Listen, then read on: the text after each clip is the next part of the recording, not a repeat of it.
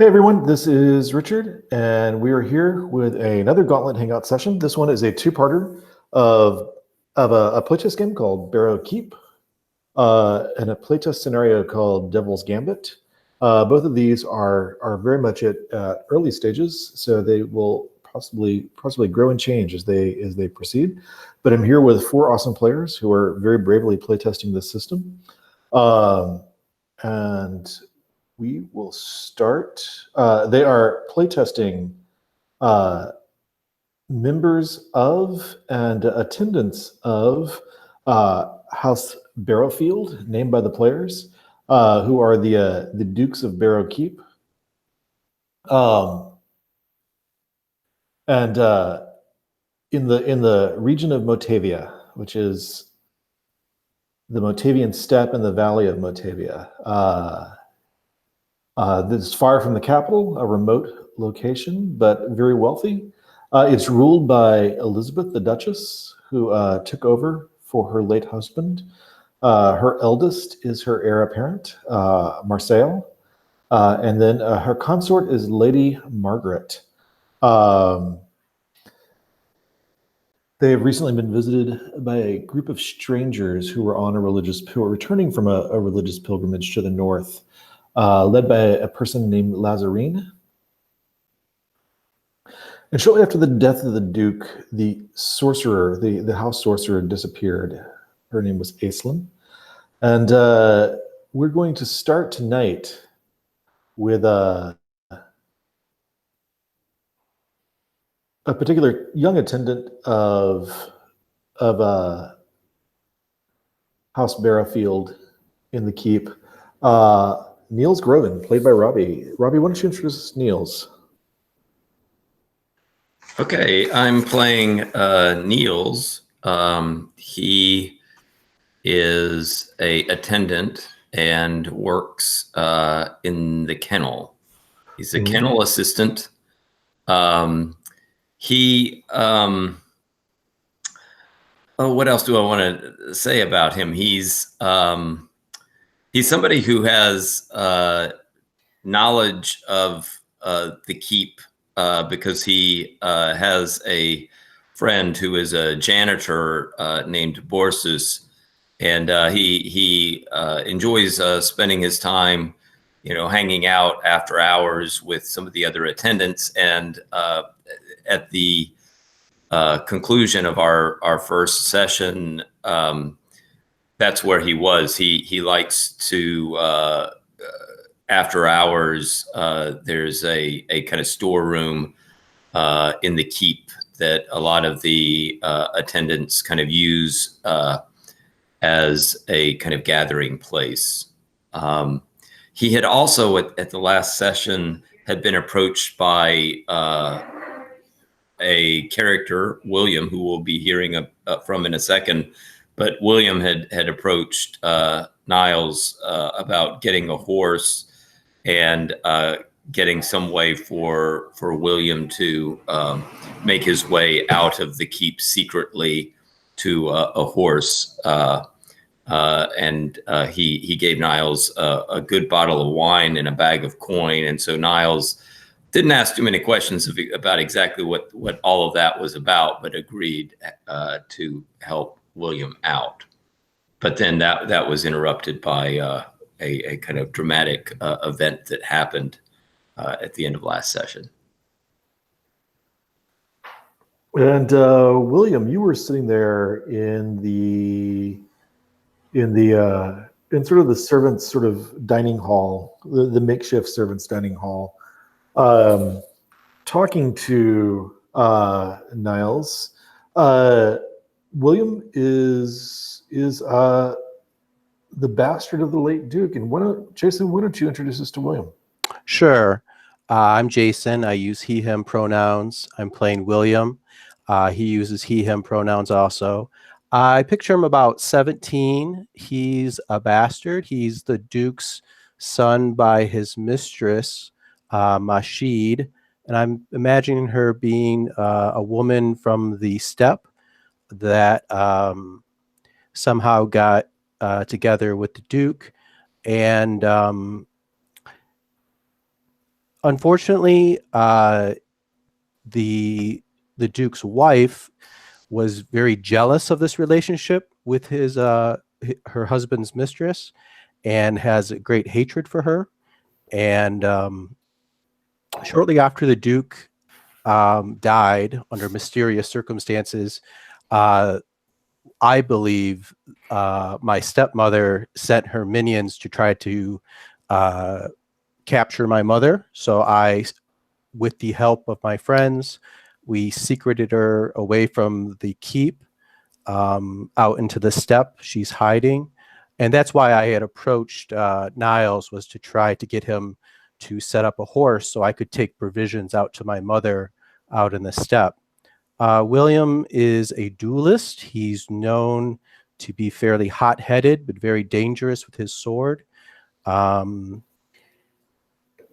at the time that we ended last, he was rushing from his conversation with Niles back into, I think it was the noble dining hall, to witness, the commotion that was going on there. I think that pretty much covers it. Yeah. Also in the keep that night was, I believe, the second daughter of the Duchess and the former Duke, Una. Or Una, were you were the second daughter, correct? And Una's played by Ben. Yeah. I think the youngest daughter, or Youngest daughter, right? Okay.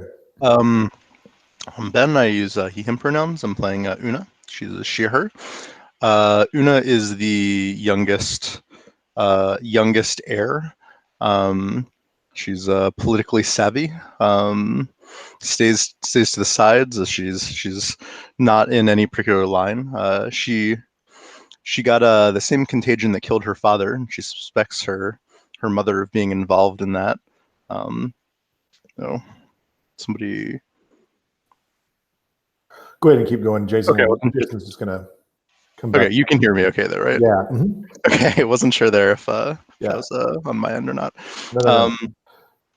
Yeah, so she manages to stay to the edges, as she's not directly in any sort of soon to be chance at the throne.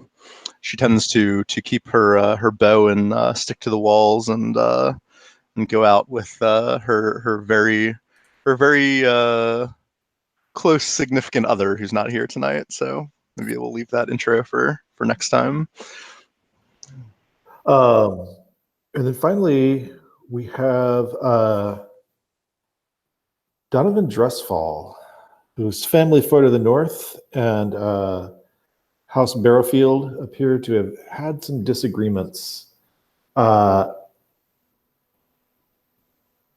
then it had some disagreements, so that Donovan was taken as a hostage to ensure peace between the two houses, peace and good trade. Donovan, Maria, why don't you introduce us to Donovan? All right, I'm Maria. I use she, her pronouns, and Donovan uses he, him pronouns. He is a bookish kind of person and kind of shy, but also has a great singing voice, which is how he somehow got the attention of the heir apparent's fiance. So they're kind of in a relationship covertly. He's also no, he also longs to be a tactician, so he knows stuff about war and shit. So and he has other secrets about him, but we'll leave that for later. Yes. All right. I think we're going to do, I don't want to call anybody out, but I'm going to have us do a quick sound check, make sure we can all hear each other. Sorry, audience at home, this is not always your favorite part. Everybody give me a thumbs up if you can hear me. All right, so we're going to go to Robbie, do a quick sound check, and same thing with Robbie. Okay, can everybody hear me? Let's do a quick sound check of Maria. Yo. Quick sound check of Jason. Hello. Quick sound check of Ben. Hello. All right. Great. And sorry, I don't want to interrupt your broadcast, but I figured that was the easiest way to make sure everybody could hear everybody else. So, okay. All right, we've got our character keeper filled in and a murderous situation set up. Can somebody? So we did have a kind of a session 0 where we did a little bit of setup for what would be happening tonight. We had about 30 minutes of play at the end of session 0. Can somebody summarize for me, either William or Niles, what did you perceive from the vantage point of the kind of the servant hall where the servants were eating? What commotion was happening? What did you hear? I don't think that we could see very much from our vantage point, but we certainly heard a commotion, and somebody had made their way into the nobles' dining area, and then They were actually, sorry, they went to the concert hall. Oh, I'm sorry. Yeah. So they heard somebody upstairs. So what was being screamed that you heard? We heard that Lady Margaret is dead. Was the news that had come down to us that we were hearing had been screamed. And there was obviously a lot of, after that kind of announcement, sounded like obviously concern, and I would say also seemed a little bit chaotic up there as people were trying to kind of figure out exactly what had gone on.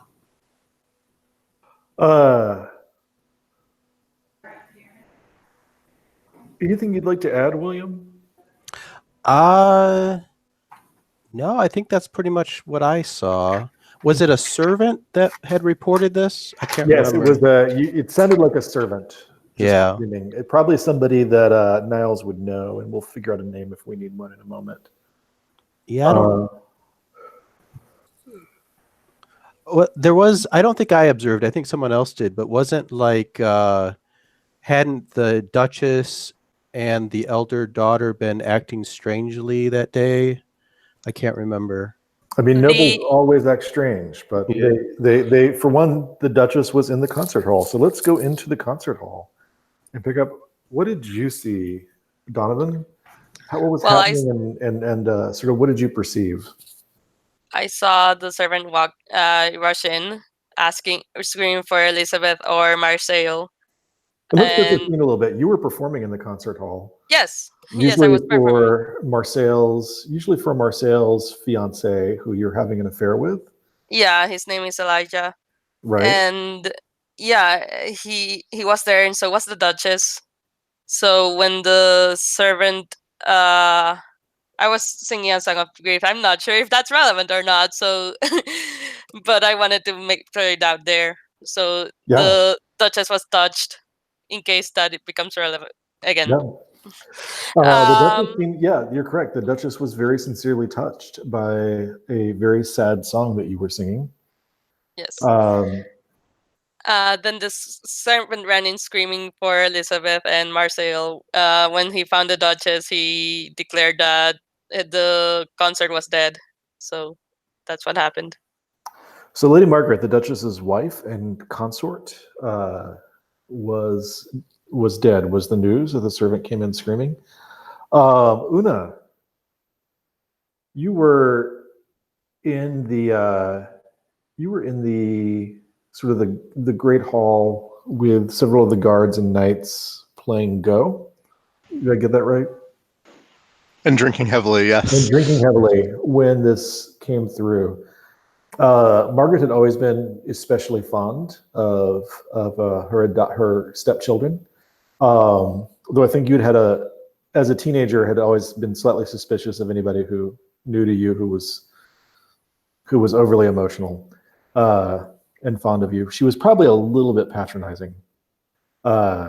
for a 16-year-old, 17-year-old, but what did you see and perceive? I don't think I saw anything from where I was. I heard screaming, and as I went to stand up, I think that's when the session ended last time. So I'm still not sure what's going on. All right. About how much time do we imagine has passed since the Duke died? That's a year, maybe. It's Okay. been enough time for the Duchess to remarry. Yeah. It's been a respectable time for the Duchess to remarry. So, probably a little over a year.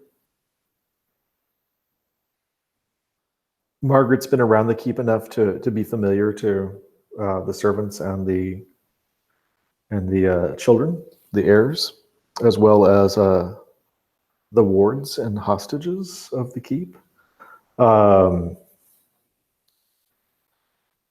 Any other questions about just background, what we saw last week, or anything else? Any other points you want to remind me of?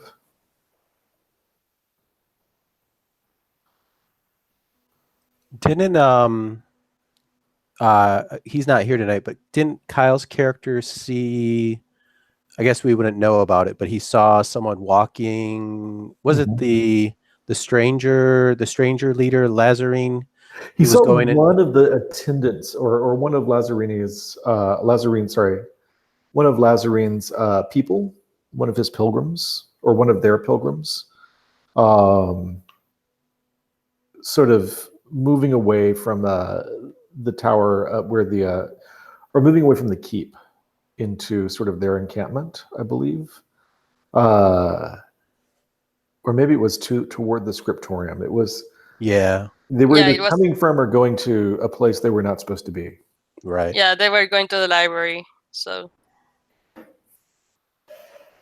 So the library scriptorium was where a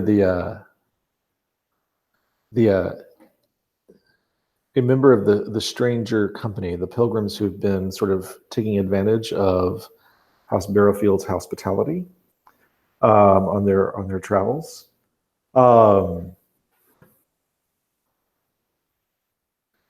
And anything else anyone remembers or wants to bring in?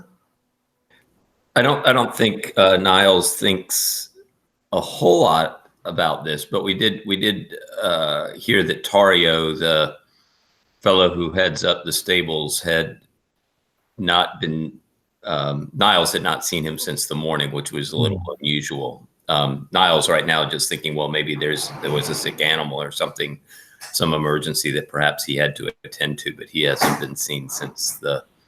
Yeah, Niles works in the kennel, and Taurio is the master of both the kennels and the stables. So it's possible that something was wrong in the stables and took up all of Taurio's time. But Taurio had not officially been reported missing, but no one remembers seeing him that you've talked to. All right. There is screaming coming from the consort chamber. What do all of you do? And Maria, I'm gonna go to the folks outside just to see if they have a chance to sort of converge or not converge, as is their want. Let's start with the folks down below in sort of the cellar servants' hall. William and Niles, what are you doing as you hear the screaming and the report of Lady Margaret the consort being murdered? I think at the end I had gone up into the concert hall. Okay, that's right. Okay.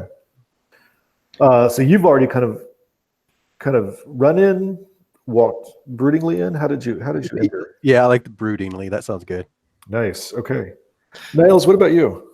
Well, okay, and did William go up there after hearing the hubbub? The hubbub? Yeah. I believe so. If that's the case, then I think what Niles would do is use that as an opportunity to just kind of casually follow behind on William's footsteps perhaps making it seem as though he for some reason, like somebody who had seen him would assume that, oh, he's, you know, for some reason William had, you know, taken him along with him. Right. So you actually see several servants sort of scampering up the stairs to see what's going on. Mm-hmm. You know, murder is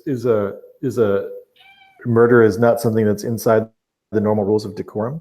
Yes. And it certainly, you know, Margaret was, you know, for only being here, you know, not quite a year, Margaret was already fairly popular as someone who was moderately generous.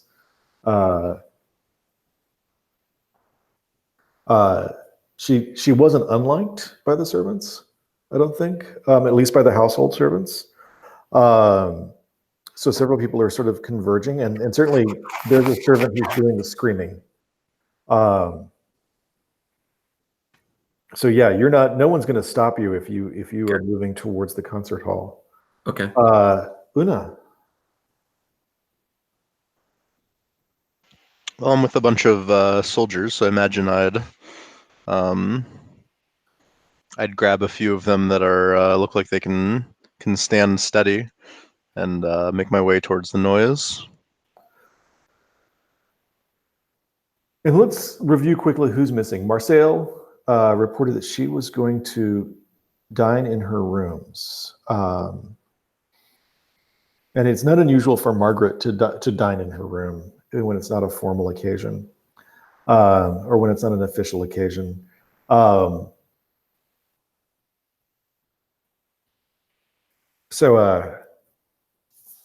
most people thought she was dining there. So we know that Marcel has been missing all evening. Taurio, the stablemaster, has definitely been missing all evening. The strangers don't normally dine with you.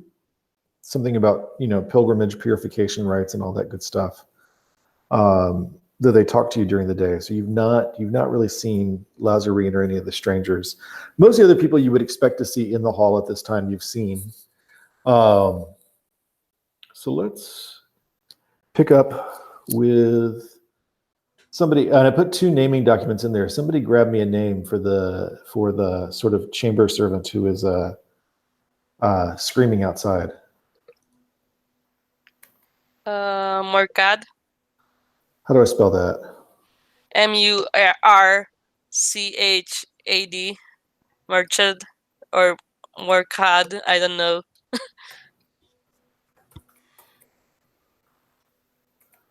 All right. Pronouns for Murchad. He, him, unless anyone disagrees.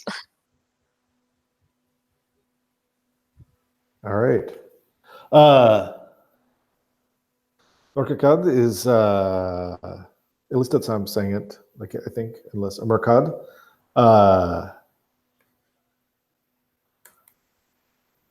Is kind of heaving for breath. He's dressed, he's normally a kitchen servant, but he's dressed to sort of enter the chambers of a noble. He's dressed for upstairs work, entering the chamber of a noble, bringing them their tray. But he doesn't have a tray or anything. It looks like there's some wine or something spilled on him. And he's sort of heaving for breath. Can I scan the crowd, especially the Duchess and Captain Hawker, to see if there's any suspicious reactions to this news? Yeah. Anyone seeming like they might have expected it or not distressed? Yeah, you can either spend a trait to ask me a question, or we can just check with wits. I think I'll just do wits. Okay. So I click a D20. Yeah. And reroll selected. You want to get equal to or under your wits. Okay, I think I have a 10. You do. And then remember, you can spend a trait later to see if you can lower that roll. I got a 4. Okay, nice.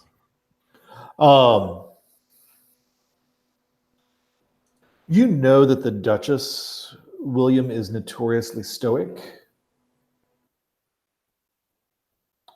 But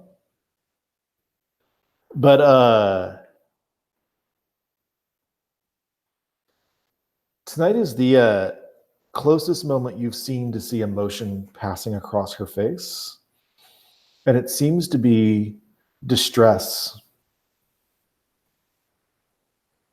And she seems somewhat distraught, though you know that she is super disciplined and will never show that in front of the court. Is it a kind of shocked distress? Yeah. This is not a. Oh, they were fat. This does not seem shocked. This or this is sorry. This seems shock, surprise, distress. Okay.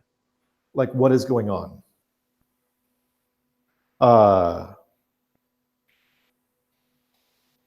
She is certainly fighting to control her hands, keep them from shaking, to keep her sort of gaze steady. She has gotten on her feet. And it takes her a second, and then she sort of gestures for somebody and points at Murchad and says, "Bring him wine."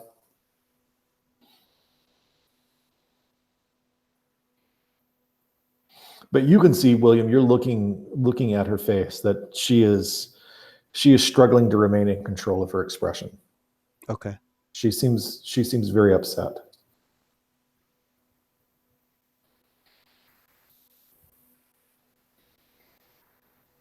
She's a good bit paler than you would expect her to be. Has Murchad actually said how she died or what she? No, he's sort of heaving right now. Oh, okay. For breath, it's that thing where you sort of run on adrenaline, and then you stop, and all of a sudden you've just got everything sort of hits you, and he's sort of doubled over, breathing heavily. Someone hands him a glass of wine, and he drinks it and tries to steady himself, and like she was stabbed. She was stabbed by the stablemaster, dead in her room. He is dead as well. And pray tell, how was he slain? He's lying on the floor in her room.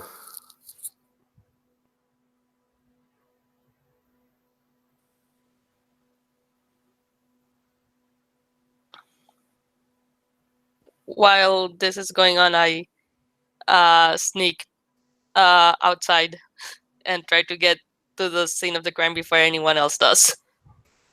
Nice. What's going on with you, Una? Well, I guess I was probably running there with 3 or 4 guards. I assume you're there by the time kind of this all sort of happens. You're not that far. Okay. And who's blocking the way, or is there any? People will let you through, especially since you have armed people with you.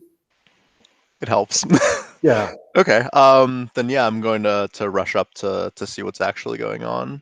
Where are you rushing up to? She's in her room, right? Is that the? Margaret was supposed to be in her chamber. Yeah. Yeah. So we're gonna go up to Are you her taking chamber. the guards with you, or are you just quietly following Donovan? So I would say are there any other guards already there keeping back onlookers, or? There are several guards now sort of surrounding the Duchess. Sort of when a murder has happened in your house, the guard sort of immediately goes to the ruler. And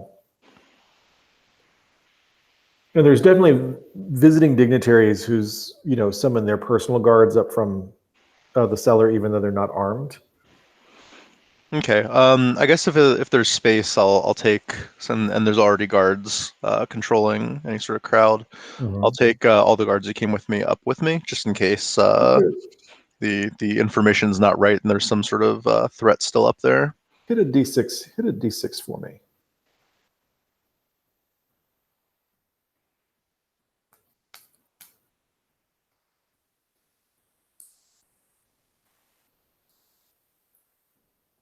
One. All right.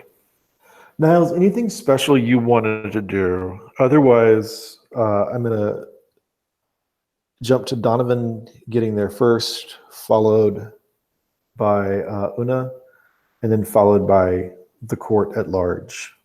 I think Niles is first of all with the news that his supervisor was involved in this is in shock and disbelief. And I think then what Niles is going to do is move over to Murchad as a kind of fellow servant, with that kind of he may be, Murchad may be on the upstairs, but he's still an attendant, and attendants look after other attendants, and clearly he's in need of some type of consolation. Murchad normally works the kitchen, but he's clearly was sent out to deliver food tonight. Right. Somebody threw a tabard or something over him to make him look vaguely presentable. Okay. Yeah, but Niles will move over to Murchad to kind of offer some type of consolation, but also kind of obviously he's also curious about like what exactly happened and how in the world could the master of the stables be involved in this. Do you know him to be a man that's angry or violent in any way, or is he a fairly peaceful guy? I would imagine that I don't imagine that he's violent, but I think he's pretty stern, and handling certain types of dogs and certain types of horses requires somebody who can lay down the hammer when the need requires it. But certain types of dogs, certain types of horses, or certain types of employees that he's sternest, who he's most sort of iron-faced with. Yeah, I think being a supervisor, yeah, he was not a warm and fuzzy guy. Yeah. So nicer to dogs and horses than he was to kennel attendants and stable boys. Yeah, I think dogs and horses were perhaps more on his wavelength than humans were. So I think William will come over to Niles and whisper to him that, Niles, be careful. You're going to be questioned. Hawker may arrest you. Be prepared. So right now, Hawker is sort of gathering some guards together and sort of circling around the Duchess as she prepares to go with Hawker and the guard up to Margaret's chamber. And you are sort of pulling Murchad aside as the Duchess sort of gestures to William to walk with her, as she's sort of looking around for her children, not seeing them. And you're the closest thing to an official household member who's at hand, along with Elijah, though Elijah is not a member of the royal house or the Barrow house. I say, very well, stepmother, I'll be right there. And I turn to Niles and I say again, be careful. Hawker is a snake.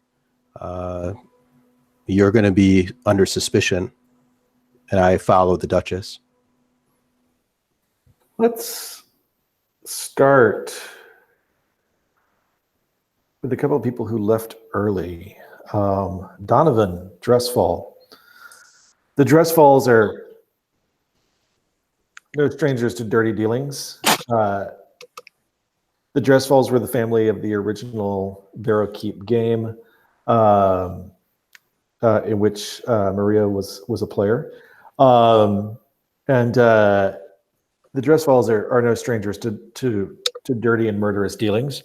So you're arriving on scene almost right away, correct, Donovan? Yeah. Okay, you were one of the first people here as and you can hear people coming behind you, and you know you're going to have just a moment before other people show up. What do you want to find out or do? You arrive in Margaret's chamber, and it's much as Murchad described it. She is in a very fancy, ornate dressing gown on the floor,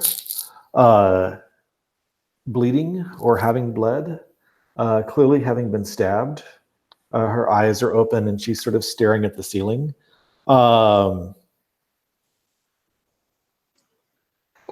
Taurio is lying about 6 or 7 feet from her, sort of face down, in a pool of his own blood, holding a knife.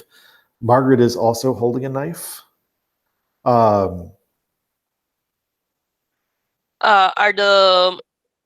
they have I'll go over to Taurio, and is it clear that he was also stabbed to death? Yes, it is clear. Okay. Are you going to flip him over? Yeah, I flip him He's over. also, much like Margaret, has sort of a wide-eyed look of terror on his face. Has been stabbed several times. He was also dressed in sort of that tunic that servants who are normally working in rough jobs put on when they need to come into one of the nobles' houses or chambers, when they need to come upstairs. But he otherwise had just his standard work clothes on underneath that, sort of smock and tabard. Yeah, I look both bodies for clues. What are you looking for? Give me a little sense of Any sort of letters, orders, anything that might incriminate or explain what's going on, or if that doesn't turn up, then anything that's suspicious about them in their bodies. Starting with Taurio. All right. Why don't you roll wits? Wits is a 12. Let me see if I have anything relevant. That is a 10. So you know something interesting is that you don't see any letters or orders. It is almost as if Taurio came here solely to report to the consort Duchess. Almost as if he came on a whim. There's no orders. There's no specific information that seems to be on him. There's no lineage papers of any. You know, the consort Duchess Margaret was very, very fond of hounds, and had a long raised hounds as one of her interests. And there's nothing about any of her hounds. It's almost like he just came up here for no particular reason. And Any- go ahead and ask that last question. I was gonna say anything on Margaret. You move towards Margaret. She definitely has a knife in her hand. She looks shocked and terrified, or at least that's her facial expression. And she's sort of propped up against the wall where she clearly collapsed.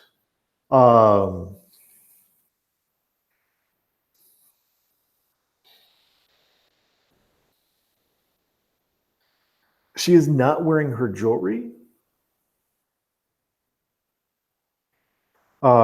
which would be part of the long dressing routine. And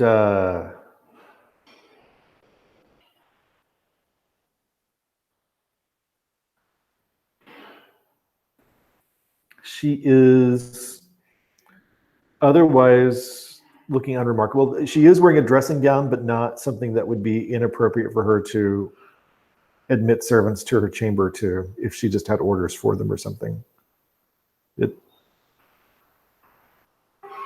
All right, cool. I think that's enough questions for before. Because that's about when Una walks in. Una, you have a guard of how many showed up on that die for you? 1. One, yeah. I think everybody else sort of fell to your mom. Makes sense. And but yeah, one person is definitely sticking with you. What is this person's name? Let me check the giant list of names.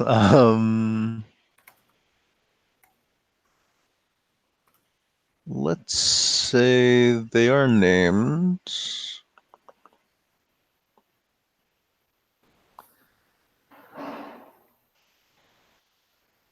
Oh, that's a good first one. Ghoul. How do I spell that? G-U-L. G-U-L. Pronouns? She, her. She, her. And did Ghoul fall in behind you, or did you specifically pick Ghoul out as your attendant to come up here, or your guard to come up here? She's a friend in the guard.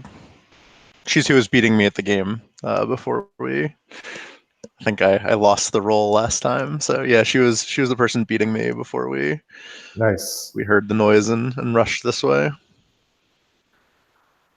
So as soon as you get to the chamber, Ghoul just automatically takes a position in front of the door, but is clearly trying hard not to look over her shoulder at what's inside. You see the same thing Donovan did, but you see Donovan has already turned over Taurio's body, and it's clear it's turned over from the way he looks. He's just been turned over. What are you looking for? What are you asking about? What's going on between the two of you, as you know that other people are coming soon? I want to see if this was staged, if there's any blood droplets where there shouldn't be, if there's any sort of footprints by the window, any dropped jewelry. Why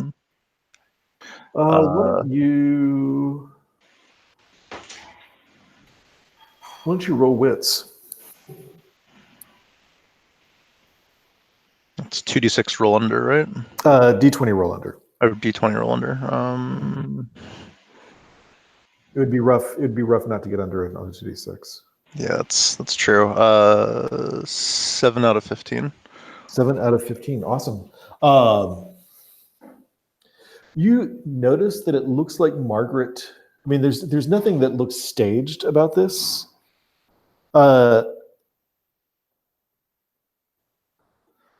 But the chair on Margaret's sort of correspondence desk, where she often likes to sit to talk to servants, or whenever she would send for you, she would be sitting at the correspondence desk to talk to you, has been kicked aside in a way that doesn't look like it was just knocked over when somebody attacked Margaret sitting there. It looks like she stood up in haste.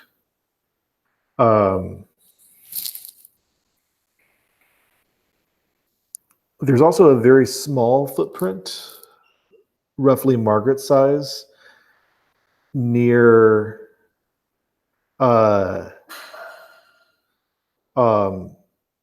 Taurio's body.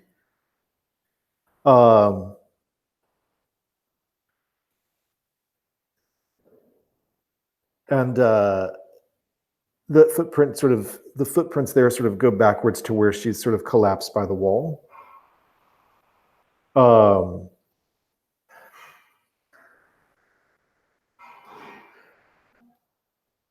Margaret is holding a dagger, a rather finely made ornate dagger. Taurio has just grabbed some sort of knife that clearly came with breakfast. So it looked like he was defending himself rather than the other way around. Possibly, yeah.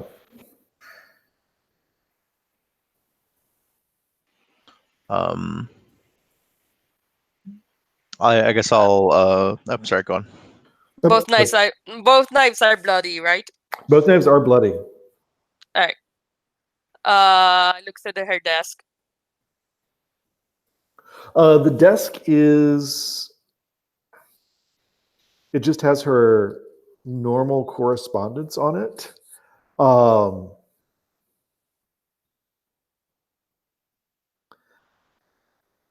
Donovan, she was writing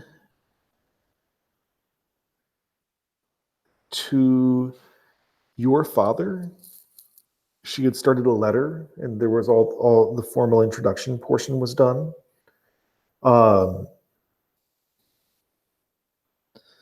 But it was not completed. You do see the letters of introduction from, but it was not completed past just the formal introduction. Sorry, let me finish that sentence, Donovan. I'm sorry. The letter to your father was not finished past the formal introduction paragraph. So you don't know what the letter was about because she just never got that far beyond just pleasant introduction portion. She also had what looked like letters of introduction from Lazarine. They've been the seals on them have been cracked, but they are they've been refolded.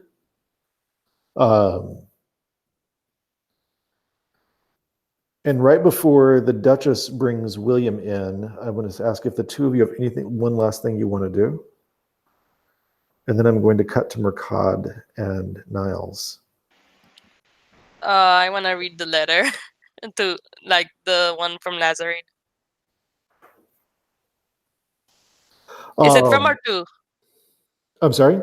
Is it from or to? The letters of introduction are usually from a noble, justify or guaranteeing the good behavior or testifying to the good behavior of somebody who's going to take up residence or be a guest of another noble. So it's okay. More on behalf of Lazarine. Oh, okay. The seals have been knocked off because it's been opened. Mm-hmm.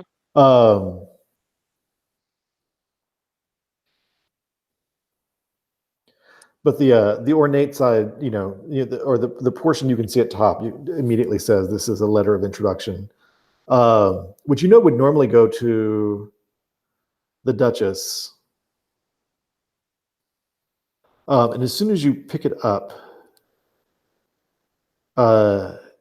you find it's a very personal letter of introduction, a very warm. It's not asking. It's addressed specifically to Margaret as the consort, not asking for permission or to stay there. That would go to your mother, or that would go to not your mother, but to the Duchess. This is imploring Margaret to show hospitality, to accept a gift and show hospitality to Lazarine and the pilgrims. And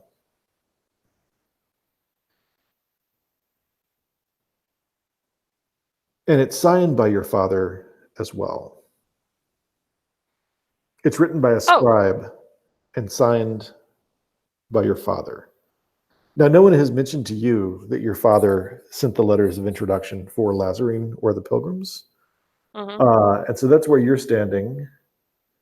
Una, right before the Duchess walks in with William and the rest of the guard, including the captain,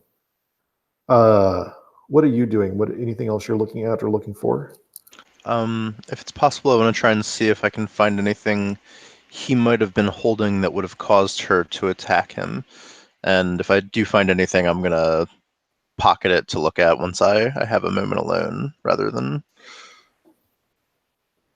Very specifically, no.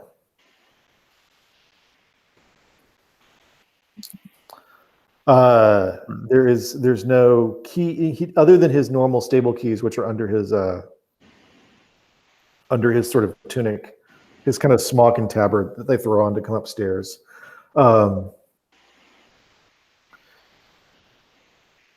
Other than his keys and then like a kind of a simple putty knife, a couple of basic tools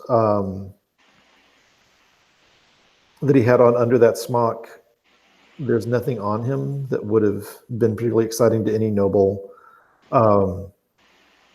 at all.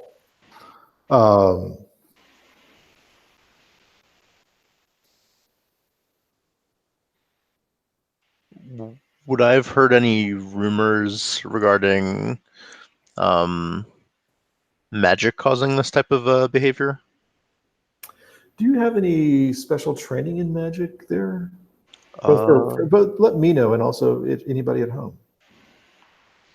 I do not.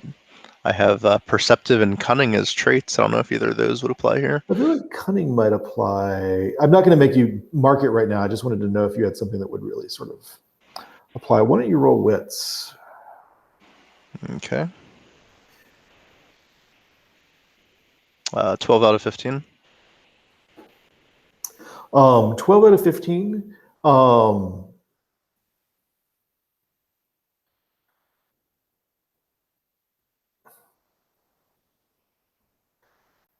You know that Margaret has always been a particularly hapless person. Not a cunning person at all. Nor a violent person. Even though she was always in good health,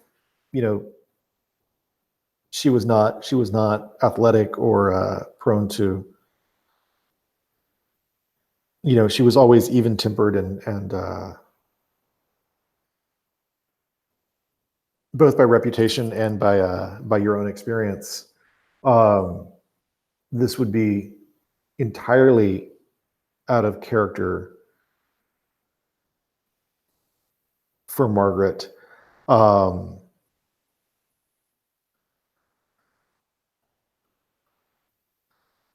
some sort of bewitching or possession or something along those lines seems like something that would cause her to do something violent because somebody else wanted it seems likely. And I want to cut over to Niles with Murchad. But I want to check in with William really quickly. William, you go upstairs with the Duchess, who is looking shaken and stony-faced the whole way upstairs. But she is growing steadily paler as she gets upstairs. The news has clearly upset her deeply. And the guard, including the captain, have sort of fallen in around her. Hawker is sort of in the lead with other guards around them, and they're certainly very tight around you in a formation that you're not used to, and not disturbingly so, but it seems very much like they've gone into overprotective mode. And there are a few attendants and other folks sort of falling in behind you, but the guard is clearly keeping you separate from them. And the guard are all very quiet. Is there anything you want to say or ask the Duchess while you are taking up these final 2 flights of stairs towards Margaret's chamber? No, I don't think so, really, because I really don't like her, so I don't really have any sympathy for her. I'm just curious what's happened, really. So I think I just kind of hang back. I'm not being mean to her, but I'm not really feeling any empathy either.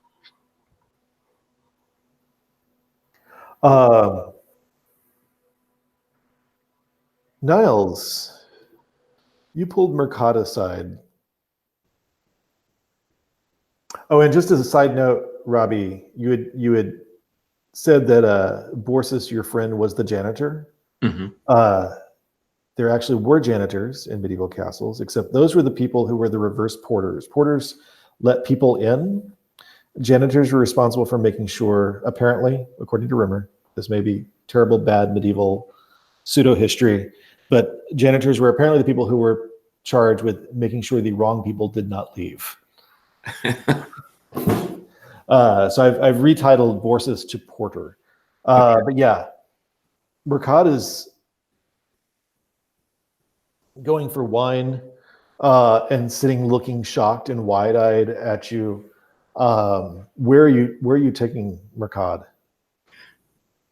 I think I would take Murchad to my favorite place, which I assume is the favorite place of many servants, which would be down to the storeroom that is now kind of more the social gathering place. And it is pretty empty. Most of the servants have followed at a distance the Duchess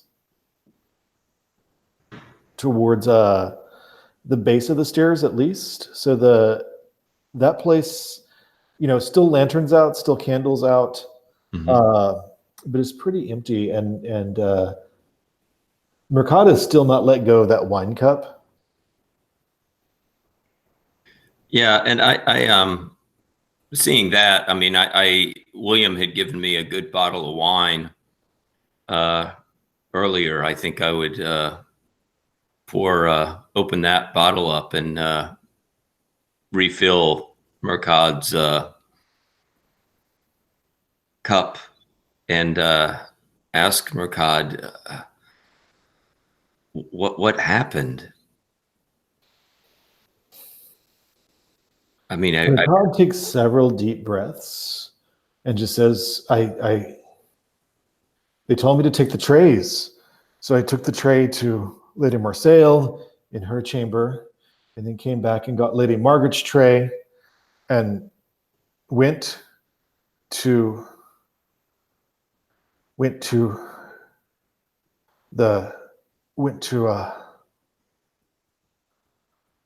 her chamber and knocked on the door, and the door swung open. It was not even latched.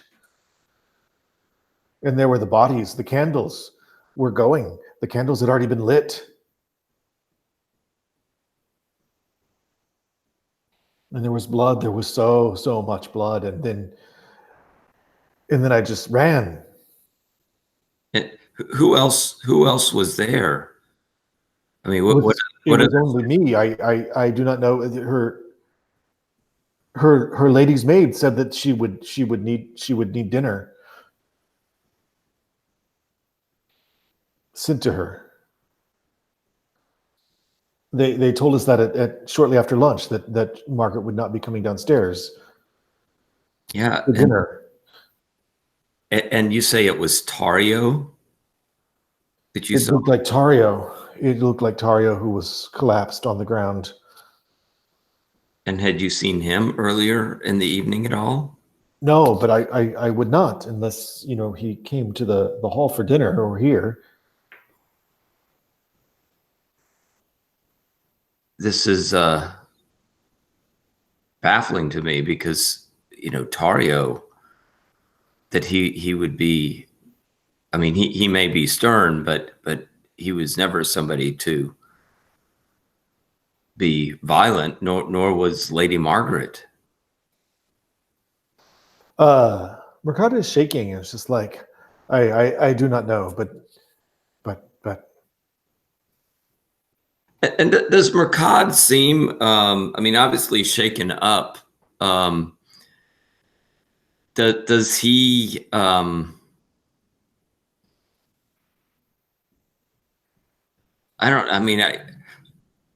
guess one thing I would do is just kind of look him up and down. You say he had wine spilled on him, right? That may have been from just overturning the tray he was taking. Right. But he did have wine, and it looked like food spilled on him. Mm-hmm. And he had said that the maid. I'll ask him which maid was it that asked him to take the tray up. Give me a name real quick, a woman's name, or I can pull one up real quick. Yeah. Isolt, ISOT. Yep. Isolt.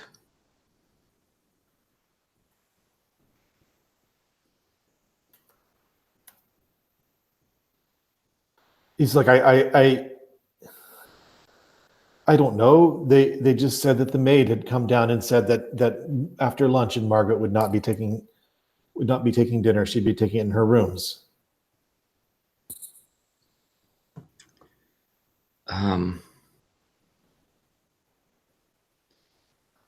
Murchad, think hard. What did you see anybody else this evening who seemed kind of out of place? Any servants? Any nobles? Anybody else that, just thinking back on it now, that you would think that that person would be unusual to be seen near the ladies' chamber?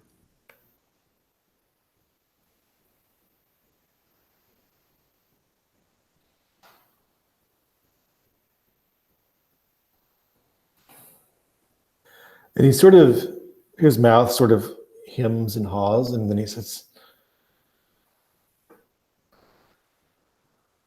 "The ward Farah is always walking the walls.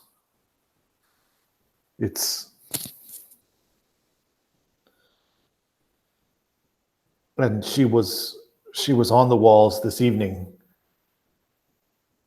and certainly she would have had the cunning and skill."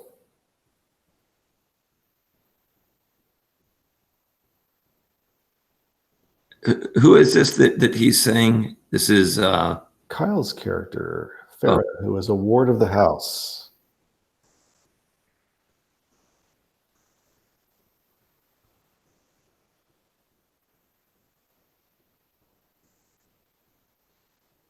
But he often, Farah often is up on the walls. She is. And who would have better opportunity? Nels, why don't you make a witch check? And I want to head back to Margaret's chamber. Okay, so this is a D20, right? Yep. And you want to go equal to or under. Okay. It's fantastic if you nail your wits right on the nose. Right. Let's see what my wit is 11. So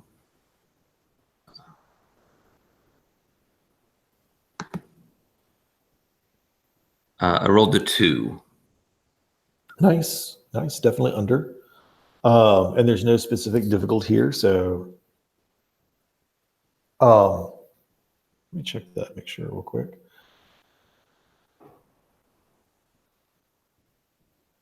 Yeah, there is a difficulty, but you beat it. Sorry, there was a difficulty of 1, and you beat that. So, Niles, it occurs to you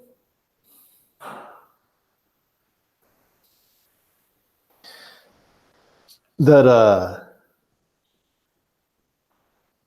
trays would have been taken up over an hour ago. The nobles had already finished dinner and retired to the concert hall. Mm-hmm. And Murchad seems to have just run back.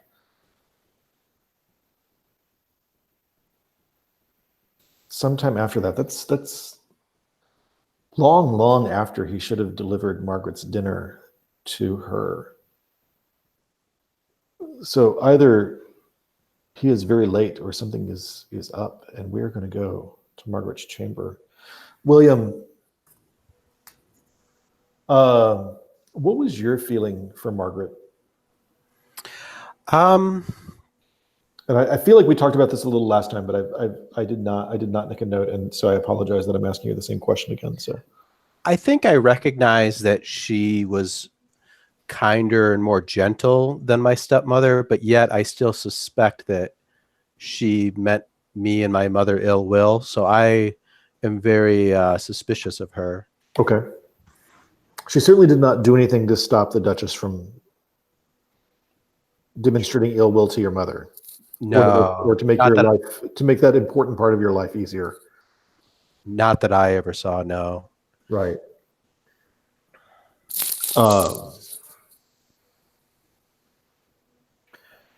But there she is, exactly as the guard is fanned out outside. Hawker has sort of stepped into the room rather brusquely and checked under the bed and opened the wardrobe, and I think when I step in, I look and I see that, obviously I don't know a lot of what's happened, but it just doesn't make sense. And I think, and I have this aha moment of, what about Marcel? Yeah. And would she usually have guards with her, or would she be unprotected? This is a fairly remote area. There are guards on the keep doors. There's not necessarily guards in her room. Yeah. So I kind of yell out, Una, your sister, because even though I don't like their mother, I think I have an affection for my half sisters. Okay. So I run that way to Marcel's room. I'll follow with the letter and tucked away. Tucked away? Why don't you make a dexterity check there, Donovan? Oof. Okay. Just to kind of keep this from Hawker seeing it. Yeah, no, I don't. That's a 16 over 9.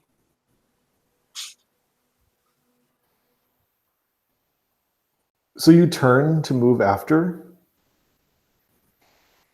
As the Duchess turns in alarm, as you say, Marcel, you mentioned Marcel, and Donovan, you move to follow Una and William, and the Duchess kind of turns in alarm to look after them, and Hawker just sort of touches your hand and taps at the letter, and just kind of whispers in your ear, "What have you got there, Lord Drestfall?" It's an old letter. You just so happen to have it with you. Right now, yes. As I try to finagle my way out. And we will discuss it later. Right.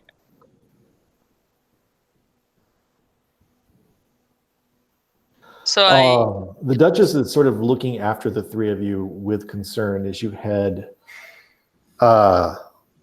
with a couple of the soldiers following, or a couple of the guards following, to Marcel's room.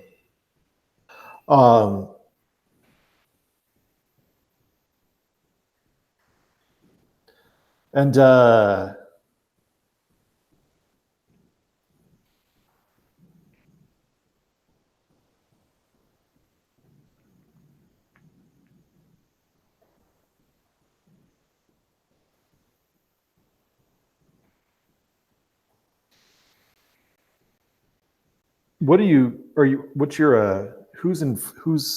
you're in front, Una, followed by William, then followed at a distance by Donovan?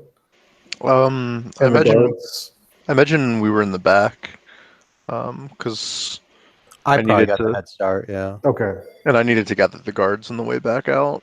Right. So it's William, Una, a couple of guards, including your friend, Gull, then Donovan, correct? William, you arrive at Marcel's room with people sort of hustling after you. It involves going sort of up one section of the keep, or go down one section of the keep and then back up, as a way to sort of maintain her privacy.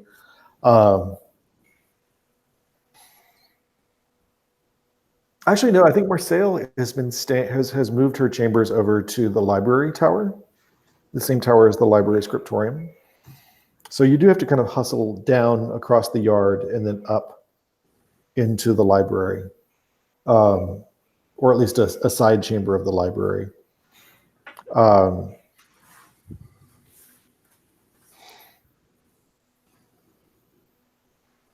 And what do you do when you arrive at that door, William?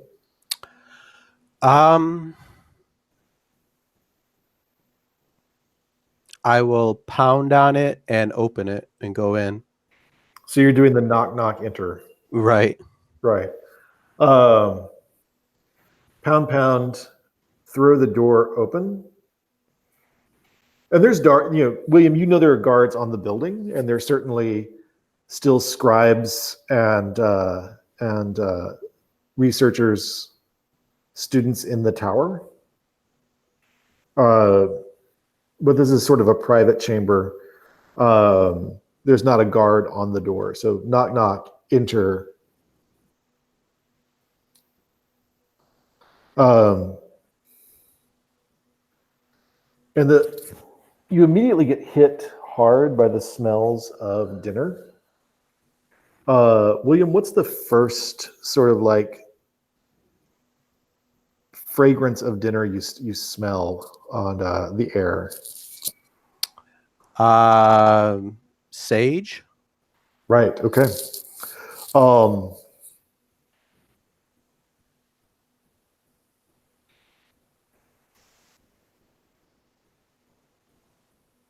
And you see your half sister.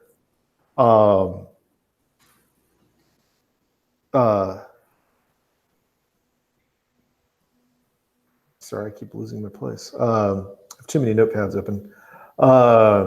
You see your Marseille, your half sister, and she's sitting at her sort of long desk, which is significantly larger than a typical aristocratic correspondence desk. And it's sort of piled with books. And she is sitting there with her tutor, who's not much older than she is. I had a name. Where did it go? It's Samiri. Her. Both of them have their hair pulled back. Both of them are wearing fairly simple sort of shift robe combinations. And even these have ink stains on them. And they have several books open. They have a globe and a compass out, and they are looking at several maps. There is a very large tray sort of set out, and the plates off that large tray have been sort of moved around the room. There's a few bones from the chicken kind of left. There's half-eaten bread, pieces of bread, and a few vegetables, and that sage sauce that was all over everything tonight kind of hangs thickly in the air. There are several glasses of wine set out, almost like they keep forgetting that they had filled a glass of wine, set it somewhere near one book, and then gone over to another book and forgotten the old glass of wine was there and filled themselves a new one. That are just sort of partially finished, lying around, and they both look up to you. And I think that, Una, that's when you arrive with the guard. So I give out a sigh, seeing that she's safe, that she's okay. And I say, apologies, sister. I was worried for you. I have bad news. I think that's when Una and a few seconds later, Donovan arrive. So you're all three there now. But William, you were already talking. I just wanted to kind of make sure you knew they were there. And she looks at you, and sort of, Marcel just frequently just waits for you to finish. I think I look to Una because I think Una has a closer relationship with Margaret and her sister probably than I do. Seeing if Una wants to be the one to spring the bad news, or should I? How many of these? You said there was food in here Yeah. as well. How much is eaten? Most of it's eaten, though none of it's completely eaten. It's sort of been chewed at absent-mindedly while people were working. Thinking back, was there an empty tray of food in the other room? There was not. There was not a bottle of wine. There was not a cup of wine. Does it smell correct or normal? Like, does it smell like it looks? It smells like it looks, yeah. I mean, it smells like the sage butter sauce you had over everything at dinner. It smells like wine that's been sort of sitting in a glass for a bit, half drunk. There's that kind of tannic smell. It smells. It's sort of that like not terribly fresh anymore food smell. Like it was fresh an hour and a half ago when it was delivered, maybe 2 hours ago when it was delivered. I guess if everything seems normal so far, I'll like quietly signal for one of the guards to move a little bit closer in case anything goes wrong, and then say, you may want to sit down, sister. I'm sitting. Oh, I thought she was standing. Yeah, I'm sorry. She moves to sit and just like, I'm sitting. Got it. There's been a tragedy, and there might be foul play involved.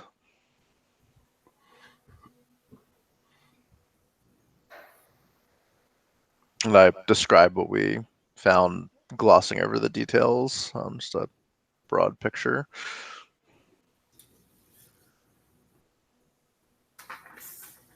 And Marcel looks a little stricken and upset. She had not been particularly close to Margaret, but a murder is upsetting news.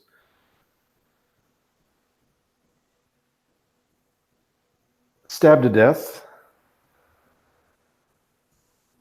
by the stablemaster.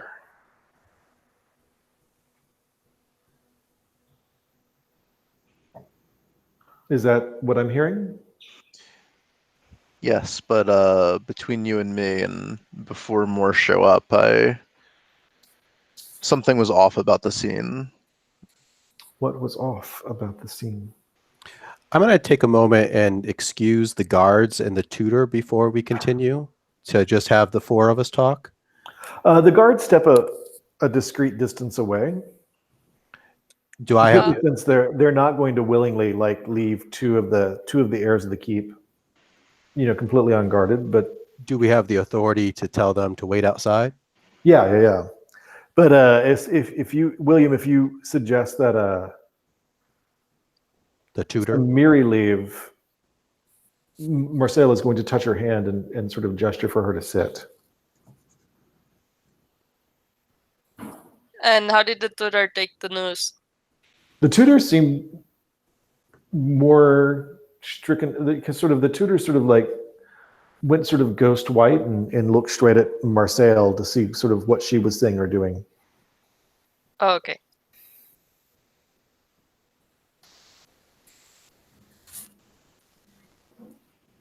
What were you going to say? I'm sorry. I didn't mean to interrupt you. I was just going to say, Donovan, Una, did you see anything in the room before we arrived? Any clue as to what had happened? I mean, I'll go into sort of what I saw and what I suspect, given the weapons and the placement of the chair and how, it seems like Margaret was the attacker rather than the defender. Given, I might not particularly like her, but that doesn't seem in character. Does it seem likely that the gentle old consort would kill the hale and strong stablemaster? Seems strange to me. Do you suspect any witchcraft or some sort of treachery? Magic, perhaps something in the food they were brought. We didn't see any. We were told they were brought food, and yet there was no evidence of it. There's definitely more going on. I give William the letter. And this is the letter introducing Lazarine to Margaret from your father? Yes. Yeah. She was in the middle of writing a letter back.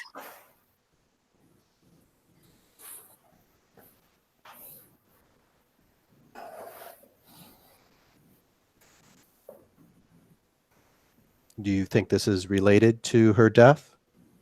It might be. Samiri looks over the letter and then looks up and says, "What was the gift?" It only mentions the gift. What was the gift? It mentions they were bringing this letter with the gift. And why are they addressing Margaret and not the Duchess? Do I remember a gift being brought when they came There here? was nothing on the no. I mean, there was a couple of official minor gifts of a sort of a things that would suggest people of low wealth. A couple of gifts from the shrine. Of a large container of holy water from the shrine, and that they went to as pilgrims. And then other than that, you don't recall them showing up with any particular gifts besides the typical religious gifts that pilgrims would return back from a shrine with. All right. Do I know any relationship between the strangers and my father or my family? No one's told you one yet. I have eidetic. You know that Lazini has avoided you? Whom? Sorry, Lazarine. Lazarine. Sorry, I wrote it down wrong once, and it's stuck in my mind incorrect forever. All right. Lazarine has avoided you specifically? Yeah. I have eidetic memory. Can I exhaust that to ask if I remember anything from my childhood? Yes. Why don't you phrase a question for me? Well, the same one. What is the relationship between my family and the strangers? So Lazarine is a man who appears to be in his early 30s with sort of a dark beard and a dark hair, dark eyes. And the beard is grown out and the hair is somewhat different. But you remember a man of that same age with those same eyes, with the equally dark hair and beard.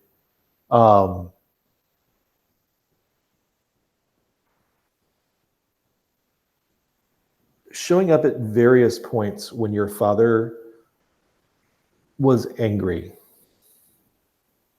Showing up? Yes, when your father was angry, Lazarine always seemed to be there.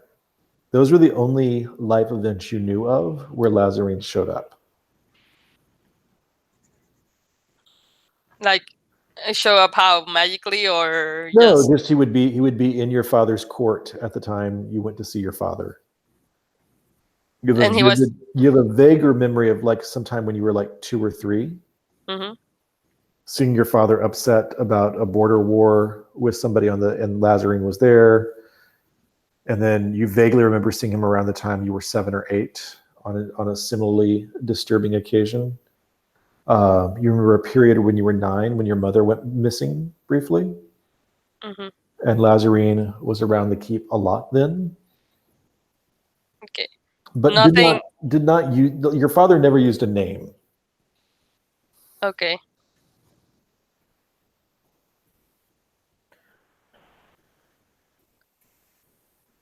And it's almost like until you really tried to think about it, even your eidetic memory seemed to have been a little occluded on this.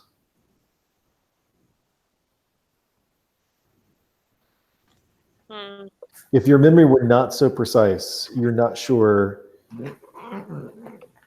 even luck, good fortune or an odd occurrence would not have jogged your memory.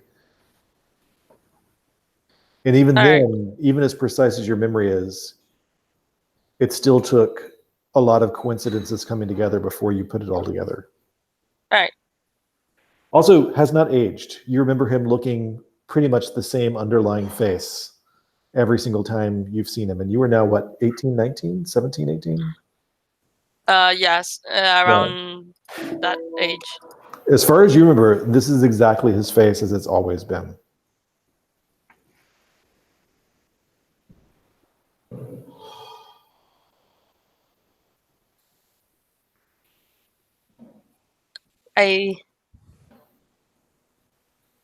The gift might have been Lazarine. I say.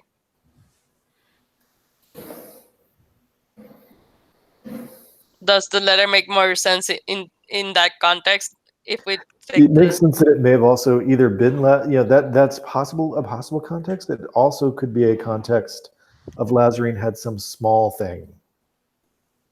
Okay. That was presented. Where's Lazarine? I mean, outside. You don't know. They've sort of, you know where the strangers are camped, the pilgrims are camped. Sort of not really camped. They're more just staying in a sort of makeshift sort of structure inside the walls, but not inside the keep. And Lazarine has normally stayed with the pilgrims. Farah saw something, but has not. Farah's not here. Yeah. And before we go to break, I want to check back in with Niles. Niles, that about Murchad just occurred to you that by the time he came screaming, it was very late to have been delivering Lady Margaret's food to her. And this, it was not a huge formal dinner, but it was definitely an aristocratic dinner, which meant it took, an hour just to sit down and eat. At least. So he should have been back well before that concert started.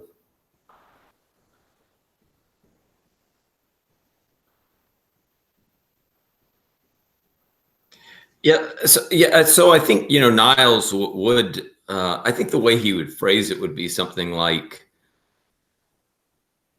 you were working pretty late tonight, weren't you? I mean, the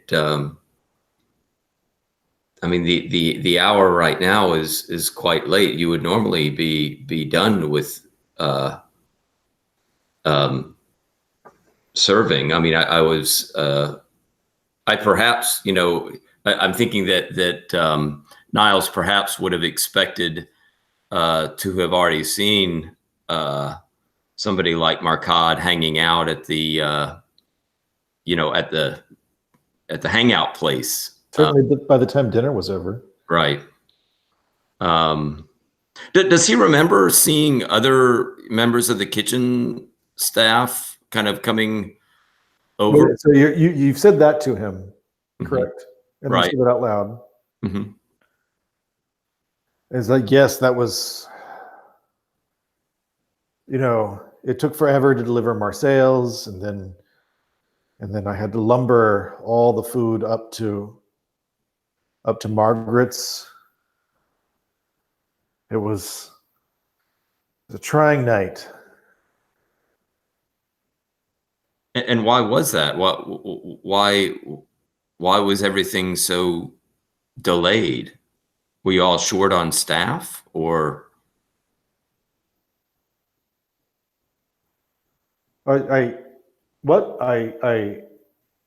Yes, Boars,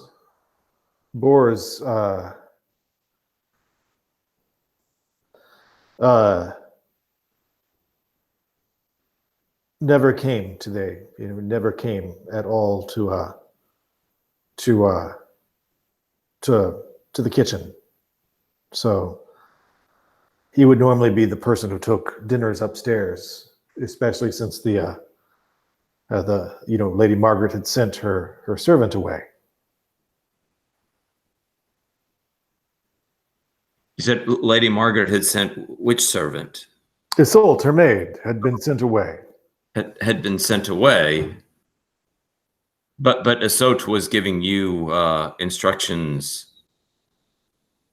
She gave the kitchen instructions. I did not know until I reported for dinner duty. Okay. And you were saying that also Borsus, is that who did? Boars is the, not Borsus, Boars. Boars. I put that in the. Okay. Just another servant, just another person who frequently runs errands for the kitchen, including taking people their food if they're dining in their chambers. Okay, so Murchad, who exactly was then down in the kitchen serving? It was just you and Isolde? Oh, no. The whole, and you saw them up there. The whole kitchen staff was there tonight. But then it was up to you to do all of the delivery to the chambers. Damn boars.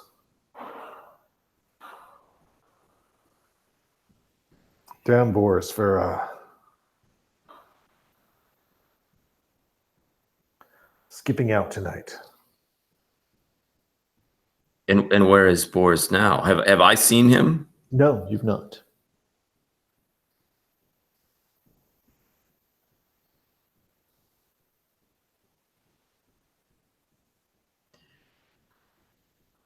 Did you just ask him where Boris is now? Yeah, I would ask him, and then I would also just try to reflect in. He responds very snappishly that he has no idea where Boris is. Now, if you'll excuse me, I'm quite upset. I'm going to retire. And he starts to head upstairs.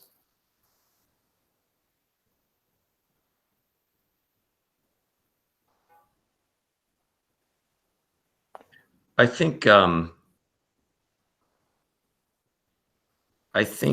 Niles will watch him leave the room, but as soon as he sees him out of sight, he's going to follow. And we will come back. We'll start with a dexterity check. Let's be back at 10:35 Eastern time, and then we'll go to just before 11:30 Eastern time, and I will see y'all then. Okay. Eastern Daylight Time for those in Florida.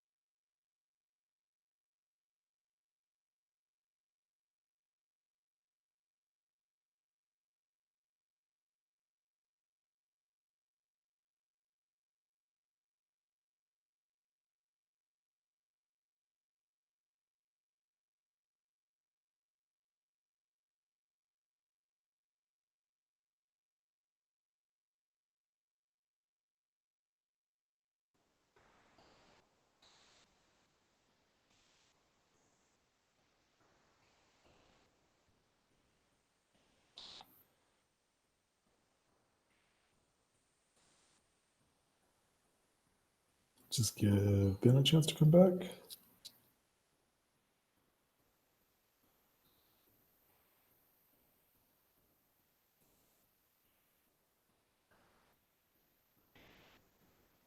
Can you quickly explain I was just reading the luck mechanic. Yeah. So if you use a trait, and you have luck above 0, you can roll your luck die and add. What is it, a D6 or? Mhm. Luck die is always a D6. So there's only D20s and D6s. You can roll the D6 and add that, or not add it, but you adjust your roll by up to that much.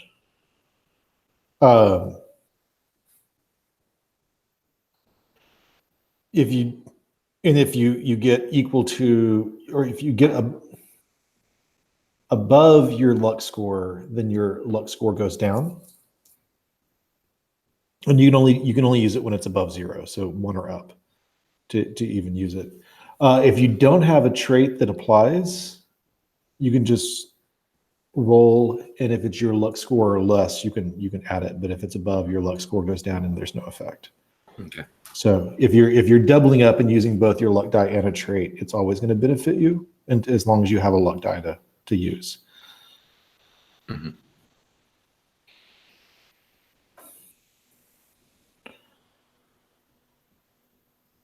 Welcome back, everybody.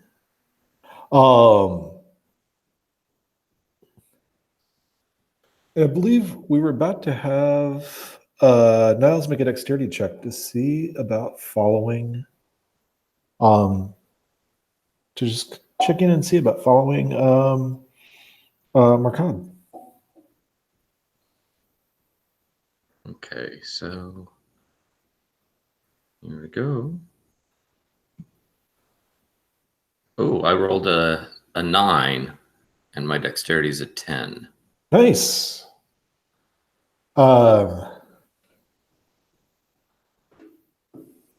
Yeah, you're able to kind of follow him at a distance. And he does not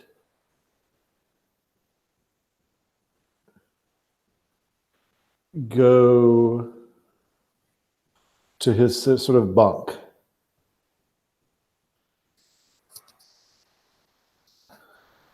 But he sort of grabs a bottle of wine and heads back into where you can hear some of the kitchen attendants cooking breakfast or starting to prepare breakfast. And servants are slowly feeding back into the main part of the keep where there's, theoretically supposed to be, but no one's going back downstairs. And you're continuing to follow him as he goes?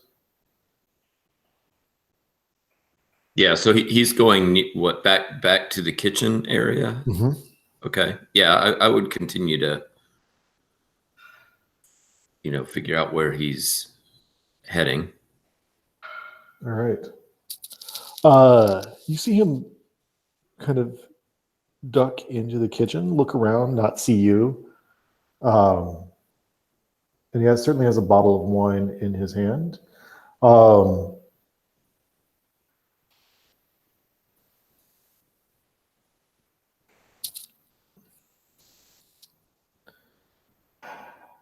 Back over in the tower, what are the three of you doing? And just to clarify, one of the guards dispatched another guard to let the Duchess know that Marcel was all right. I think I say it sounds like we should go speak to Lazarine.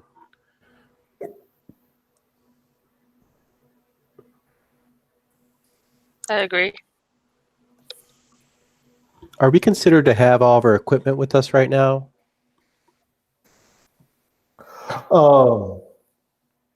You have, things you would normally carry around the keep with you, and like as ever, you live in a big castle. You can pick up the things you need as you go, as long as you. Would I have my sword and my chainmail, or would... I don't know if you would have your. I mean, you just came from dinner, so I don't know if you would wear your chainmail to dinner. Okay, so I say, evil is afoot. I believe we should probably gather our arms and armor before we approach this Lazarine. Sounds like you may be a dangerous figure. So maybe that's what I go do then. Mm-hmm. In that case, I will go ahead and ask. You guys can come in later, maybe. You're asking what? I'm sorry. Yeah, I'm going to go ahead. In that case, To go directly to Lazarine before Yeah. before everybody else sort of gets there. yeah, I have all my stuff with me. I have Already. guard, which is like having stuff, so I'll come with you. Well, it won't take you long. So I'll just keep you all together for that purpose. We're not going to take a lot of time on that. I assume it's not you're not putting on complex plate mail, going to No. or anything like that, No. or going to a joust armor, more likely. Throwing on a chain shirt and grabbing your sword.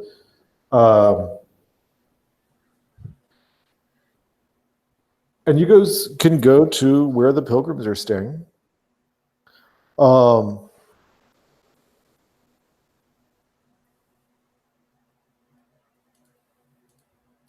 An older woman comes out and smiles at you. They're doing some sort of nighttime ritual. They're staying in a little sort of shelter, sort of hospitality, small house inside the wall near the gardens. And there's several shrines to the ancient gods in the gardens, or the primordial spirits in the gardens. And they're doing a small ritual appropriate to the time of night, and designed to help souls sort of leave the life. It's not commonly done, but by people who are especially devout or traditional, it's something you might expect them to do. But they're doing it in a much more formalized sort of way. And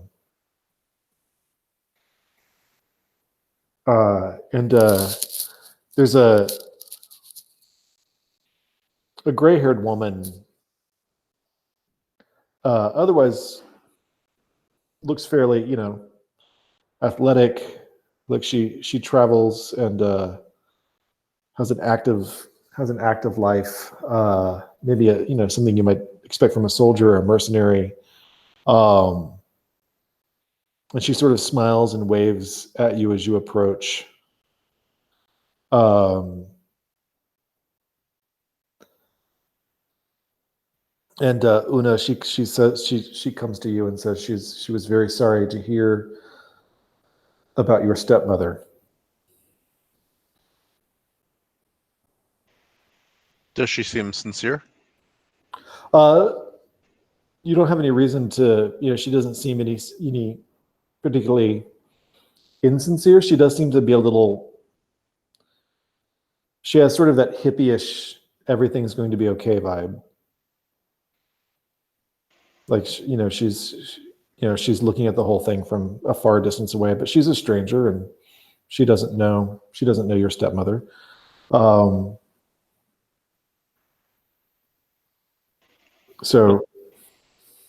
I'll give a polite nod and, thank you. She introduces herself as Vusali. Sorry, say that again? Vusali.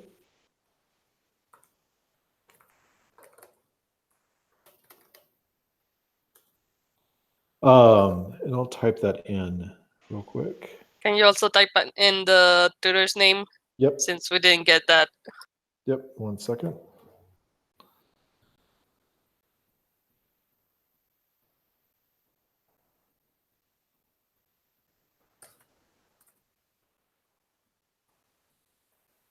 Okay.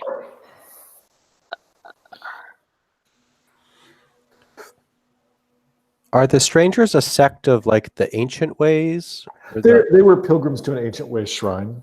Okay. Because I saw that Margaret is a follower of the ancient ways too, right? Yeah, the whole household has been pretty devoted to the old primordial gods. Mhm. And House Dressfall? What I is don't their? remember. I don't remember. You tell me. I don't remember either. They I don't think seem like a particularly devout group of people. they're not devout, but like, but like nominally speaking, I think I'm. they had a classical. They had sort of a polytheist temple in the Oh yeah, right. in the keep itself. So they were probably the classic mysteries. Yeah, okay, makes sense. I just wanted to make sure if that was relevant or not. Mhm. But not particularly devout. In fact, Leandro's character was a much more ancient ways type priest. Yeah. If you remember them. So sorry for the flashbacks. Yeah, I but- think the reason she was there was because they were turning into ancient ways or something. There was something weird with that Yeah. campaign. And there's And not like a tight boundary, but the way you think about it between modern religions now. yeah, So they're just kind of broad categories of thought or ways of doing religiosity. But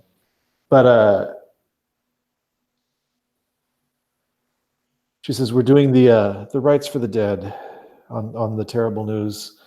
How can I be of assistance to you? We seek Lazarine. Have you seen him? Why no. He often spends time by himself at night, studying, reflecting. And where does he like to study and reflect? Well, he's often gone from the house, and she gestures to the guest house that the pilgrims have sort of been given at night. He seems the type to enjoy libraries.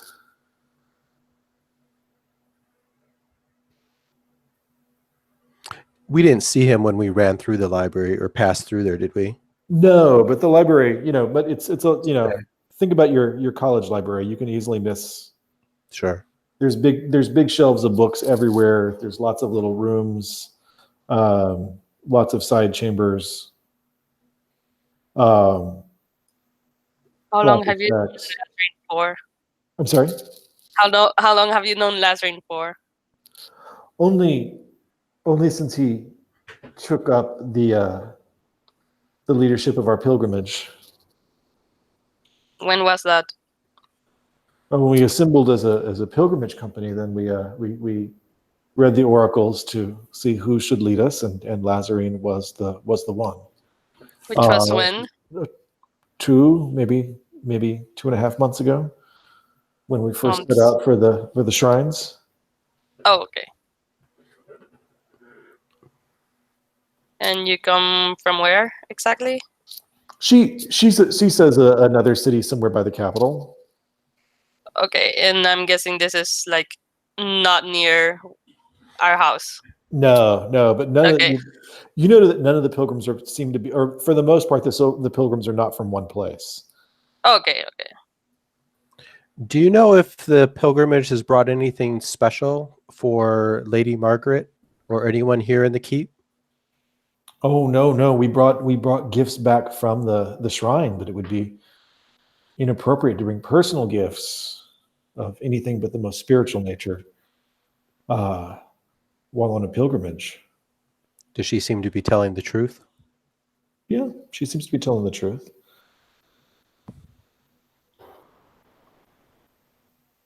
Hey, that tracks with what you know, I should say, William. Okay. If you don't mind me asking, what did you read the omens to choose your leader? She goes through again, like one of those, it's not, weird sort of divination, but it seems like excessively traditional in the way she describes it of a series of divinations that kind of culminate in casting lots between a group of people to choose the leader.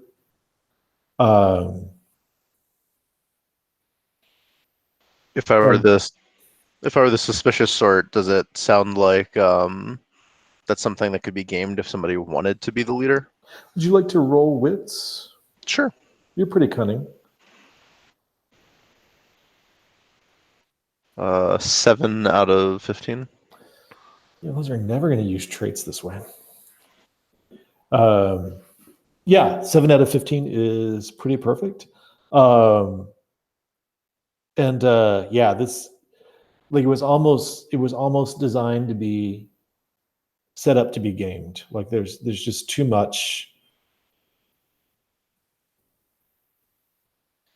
coincidence.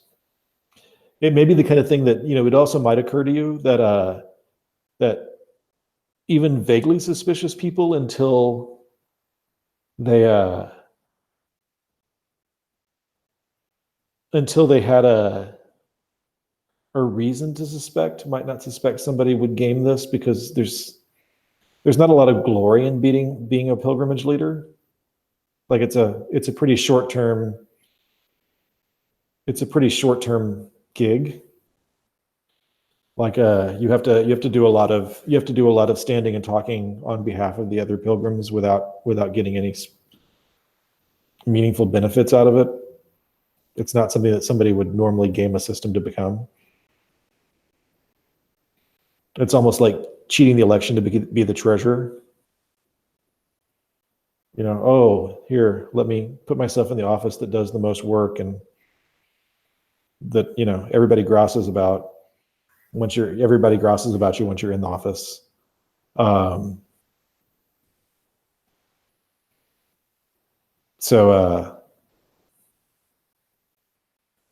Yeah,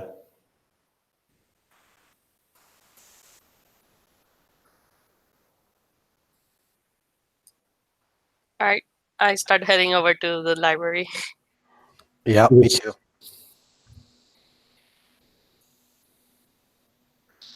Niles, you're over by the kitchen, correct?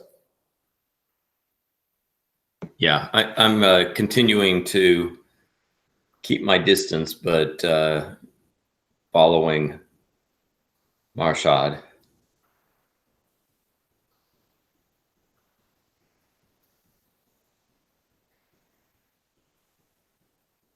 Murchad, yeah.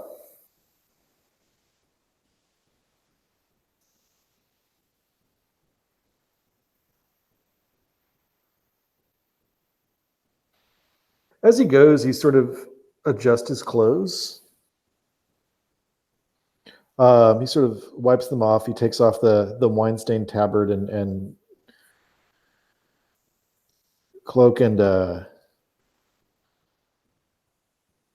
draws them around himself and tries to make himself look a little presentable with that bottle of wine he has, and then just sort of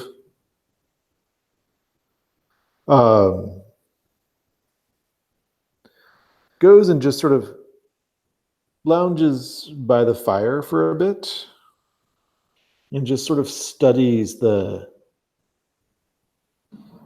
kid. Where are you standing to watch him as he sort of goes in?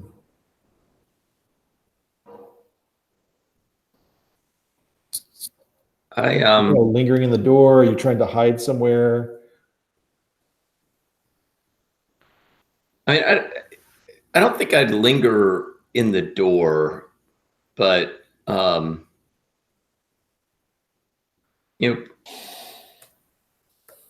would probably enter and just try to situate myself behind some cabinet or preparation table or something like that I could interpose between us to make myself nondescript and give myself some cover.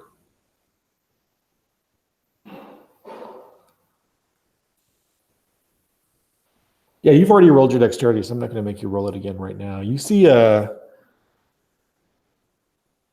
Boars sort of just hang out by the fire like he's warming himself. It's not a particularly cold night, though. And he's kind of studying the kitchen servants. Wait, Borsam or Murchad? Oh, sorry. Murchad. I apologize. I'd written down one and then got one in my brain. Murchad is standing there looking at the kitchen servants, just sort of eyeing them.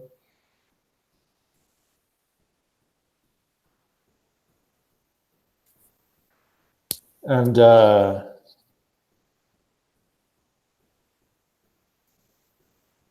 just sort of picks up the bottle of wine and sort of swaggers over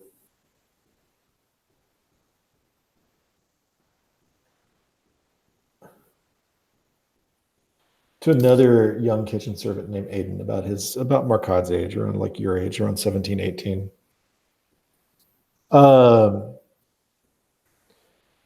Make a witch check there.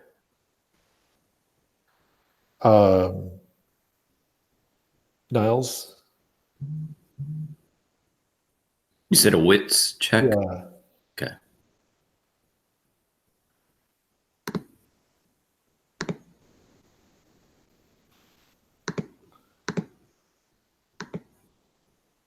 I rolled an 8 and my wit is 11.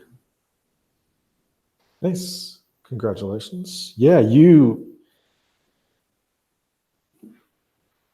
definitely noticed that Murchad kept glancing back up toward Aiden.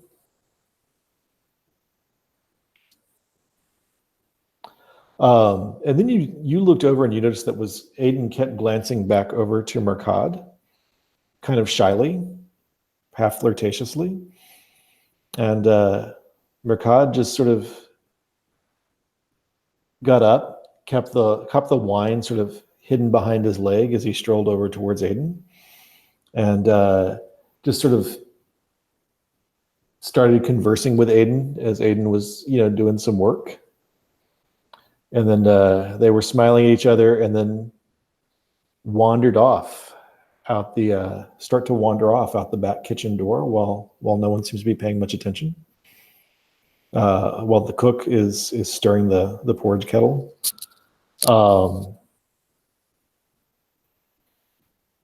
And you notice that before he left, Murchad grabbed a knife and sort of stuck it in his belt and kept the wine out of sight as he and Aiden sort of scrambled off out of the kitchen. Over in the library, what's your plan for looking for Lazarine? As we're walking around looking, I want to ask Donovan, excuse if this is insulting, but is there any reason your family would mean harm to Margaret? Or... I mean, Donovan, you're kept as a hostage for a reason. Well, I'm a hostage. I see. Yeah. Yeah. Okay. So maybe revenge for whatever led you to be a hostage, I presume, then, perhaps? Usually it means either that there is a Barrowfield who is a hostage with the Drestfalls in return, or that the Drestfalls lost some engagement. Right. Yeah, I'm just trying to think what would be this gift that would be sent to Margaret from your family?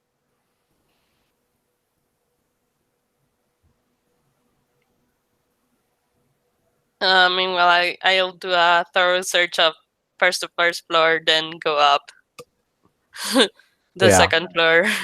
Yeah. I have a feeling we're not going to find him. I'd like everybody's searching, and Una, what are you up to as this search begins? Do you have a specific strategy? Any questions you want to ask? People in addition you want to look for? Would I know anybody who works in the library that I could ask if they'd seen him? One second.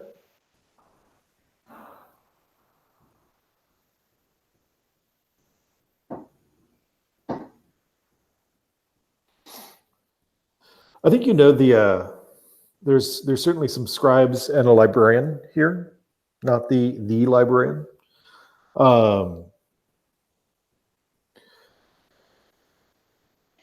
Yeah, I mean, if this uh, has been a common habit enough that they recommended we search here, there's got to be at least a common place or two we might find them.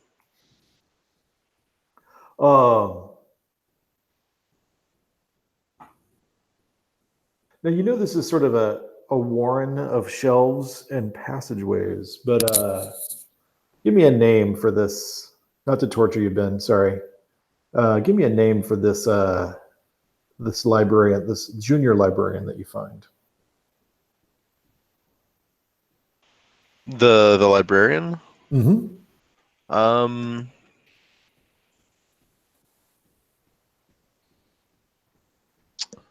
Good question.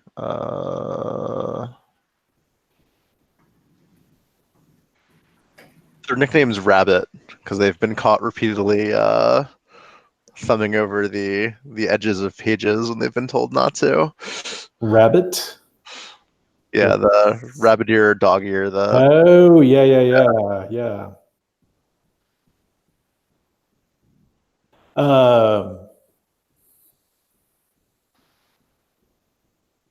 Rabbit. Do you call Rabbit? Absolutely. They earned the name. They're sticking to it. Rabbit. They look up at you and just sort of very crossly, in the midst of dog-earing a page.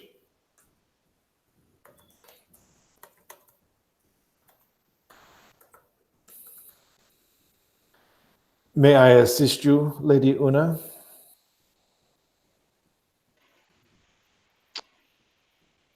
Is everyone else with me, or have we all split up? You tell me.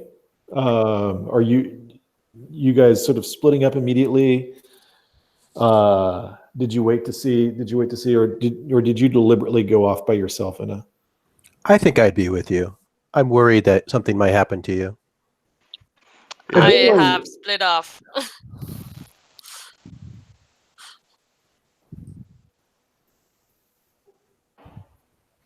And I imagine I'd let William take the lead on questioning. Right? So far, I think Una's the type of person to sit back and watch and wait for things to stand out or mistakes or. I probably don't know her, but or him or her. But I say, librarian, we seek the stranger, their leader. Lazarene's his name. I hear that he comes here at night to meditate and to study. Have you seen him tonight? Yes. He goes. He keeps an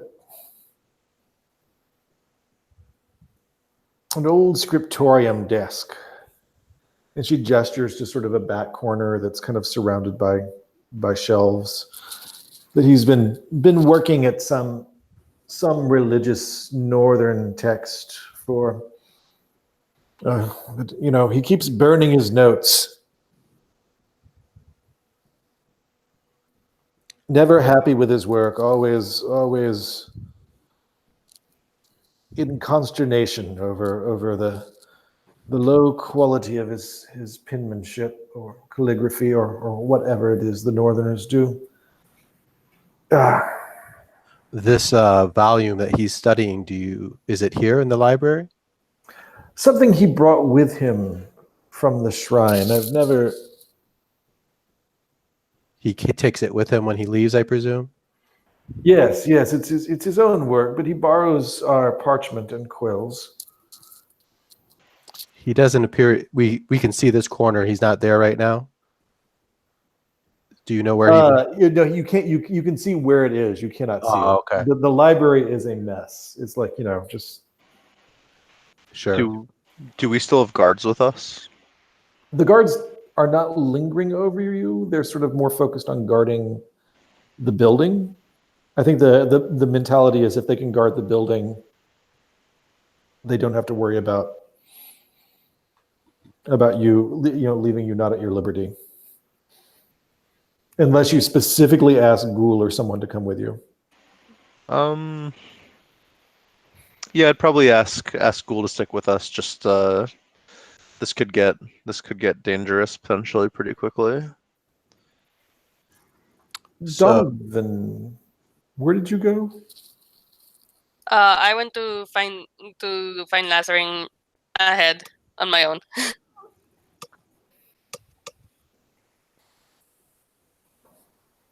Like basically looking doing a thorough search of the first floor first. Make a witch check. Wits. That's a 17, but I will burn my attentive to roll again. Do you want to roll again, or do you want to roll a d6 to see if you can get back under? My wits. Because after rolling, you can only do the d6.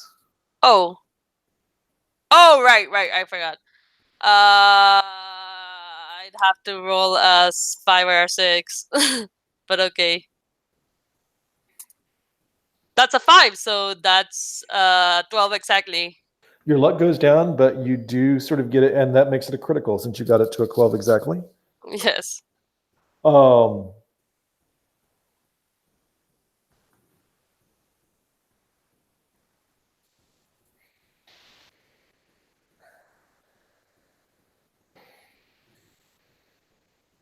You see someone like Lazarine put a note, sort of track you, sort of notice you following, or you spot him put a note behind a book, but then you are able to sort of, if you want to, you can either lag behind. He saw you follow him. You can either lag behind and let him sort of lead away. You can walk up and stop him from getting away. I'll stop him from getting away.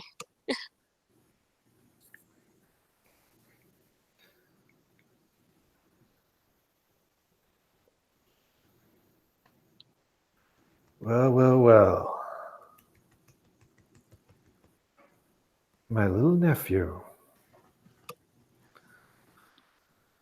Growing up by the day.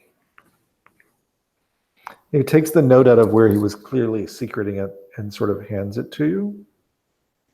What were you about to say there, William? I apologize. You were about to say something.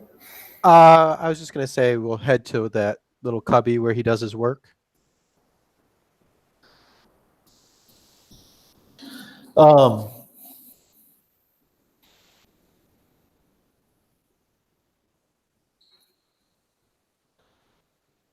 You get back there, you find it's sort of a secluded scriptorium desk. It's not surrounded by other scribal desk. It's almost like it was dragged back here. There are loose bits of parchment around. There are quills. There are no ink bottles. There is also, and the air is like just in every part of the building, castles are poorly ventilated. And people routinely burn things because it's one of the few ways to dispose of them.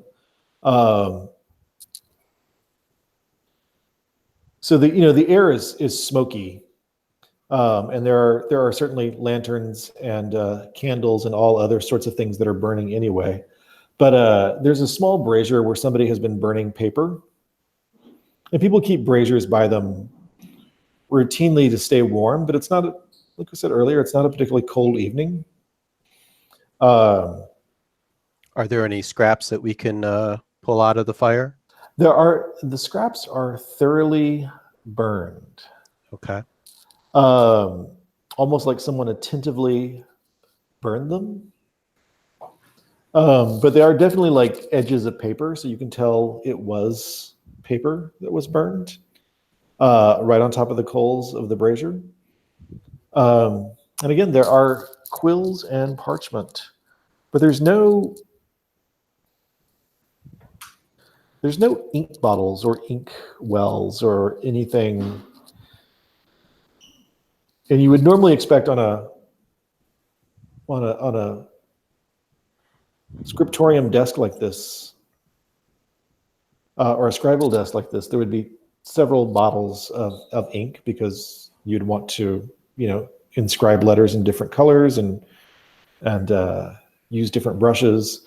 And there are definitely different brushes, or sorry, different sizes of quill, and even a few things that could be used as a brush, but no inks or pigments.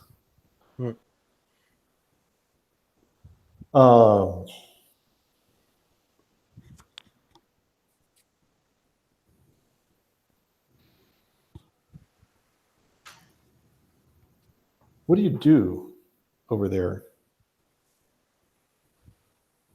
I look at Una. I say, "You're the smart one. Any ideas?" You're too kind. Do we see anything? I'm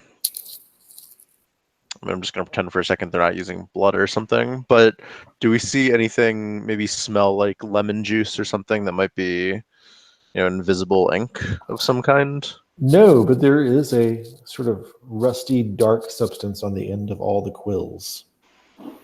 Does it look like blood? It looks like dried blood. Okay. Well, If you need to expert anything, please remember to do so. No, it's going to be horrible magic, and we have no people with magic among us. It's going to end poorly. I just see a very, very fast descent at some point in our near future. Yeah, you can definitely, as you're picking up a quill, note that it's a rusty, dark. Yeah, I definitely tell William what I suspect and what it looks like. And if dark magic's involved, we might need more guards or other support. Does Marcel, was she studying magic? Do we know, or is she just no, she's studious. Certainly, the Arcana would be one of the things she studied. Yeah. I want one quick thing before I cut back to Niles. Donovan. Lazarine calls you his nephew and then says, your father sends you his regards and hopes you will consent to the gift he wants to give you. Gift? Also, you haven't ate today. How are you, my uncle?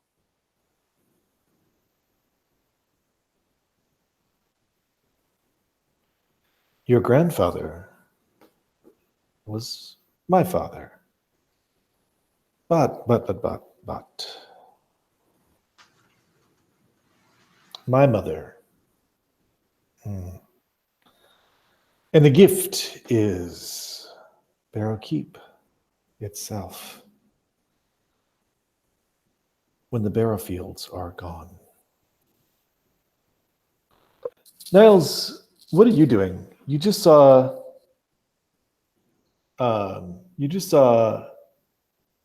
Murchad walk out with a bottle of wine and another kitchen servant named Aiden. And a knife. And a knife. which you don't think Aiden saw the knife. And they're kind of going out to the yard of some point, and it's pretty dark, close to the middle of the night. What are you doing? And that there are other people in the kitchen. There are other people in the kitchen, but it looks like Aiden just sort of waited for an opportune moment to slip away. I was thinking that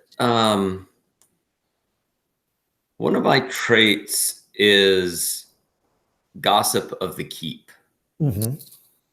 And I was thinking that, I mean, I'm interested in continuing to follow, but this might You be. can mark that to ask me a question. Yeah, that like I could go up to one of the people in the kitchen. I was thinking you could just mark it to have heard gossip. Just to what? You could mark it to just have heard gossip as well. Okay. Yeah, so I'll go on and do that, and I'm kind of interested in what do I know about the relationship between Murchad and Aiden. So mark it.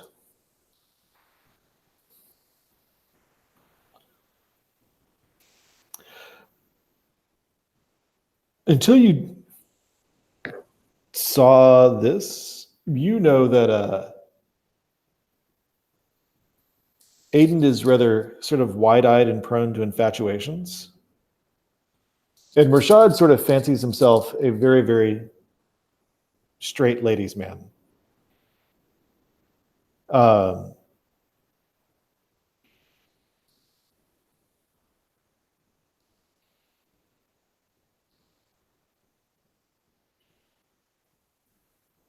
Whereas Aiden is routinely getting crushes on other young men in the keep.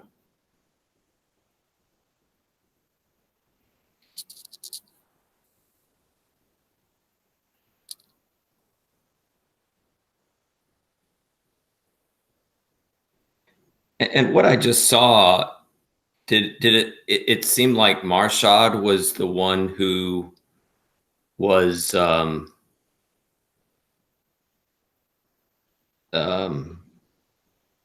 being more forward and in this overture? It seemed like Aiden was being flirtatious and Murchad was being forward. Okay. But definitely taking the more swaggering, assertive.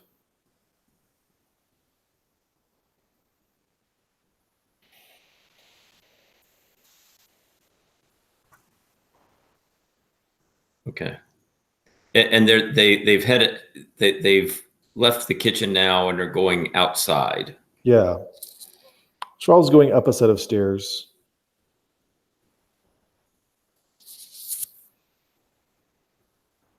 Yeah, so I think I'm gonna continue to, wait until they leave the kitchen, but then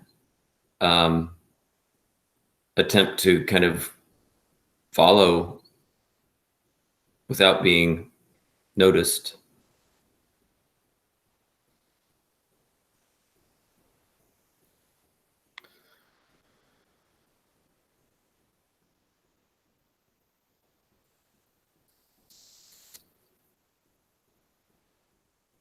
Make a dexterity check.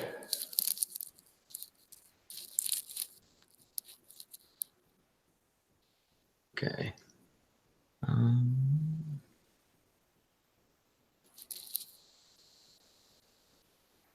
Just a question. I do have, in terms of other traits, I don't know if that I do have the trait of cunning.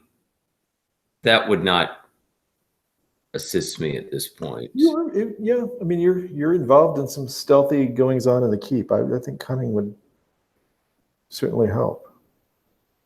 Okay, so if I wanted to leverage that, you could mark it now to get advantage. You could mark it later to add luck to your roll. Or you could, Yeah, okay, and if I want to use it to get advantage, I would mark it now. And then roll twice. Okay, I'll go on and do that. Okay, we're gonna now roll twice. Okay. And this will be rolling with dexterity, right? Mhm. Okay. So, and I'll roll 2 of these. Probably good that I did that. Maybe one was a 19 and the other was a 1. Oh, nice. Okay.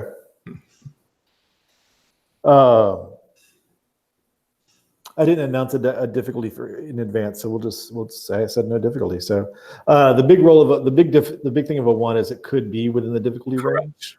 Correct. A 19 would almost always be a fail. So I didn't say a difficulty advance, so we'll just go with 1 being a success.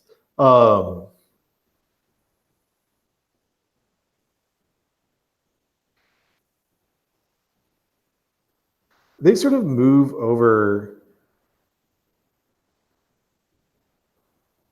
sort of passing the bottle of wine between them. And you're kind of keeping a distance, right? Right. Right.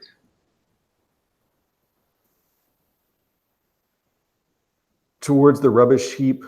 And when they get toward an old midden heap, you see them kiss. And then Murchad hands Aiden the knife.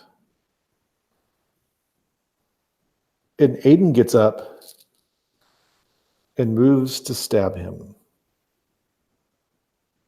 And we will cut there for tonight. And we will stop broadcast. Thanks for everybody for joining us, but this will give us just a few minutes to kind of debrief and check in on wishes. And we'll hope to see you all next week when we're hoping that Farrah will be back with us as well.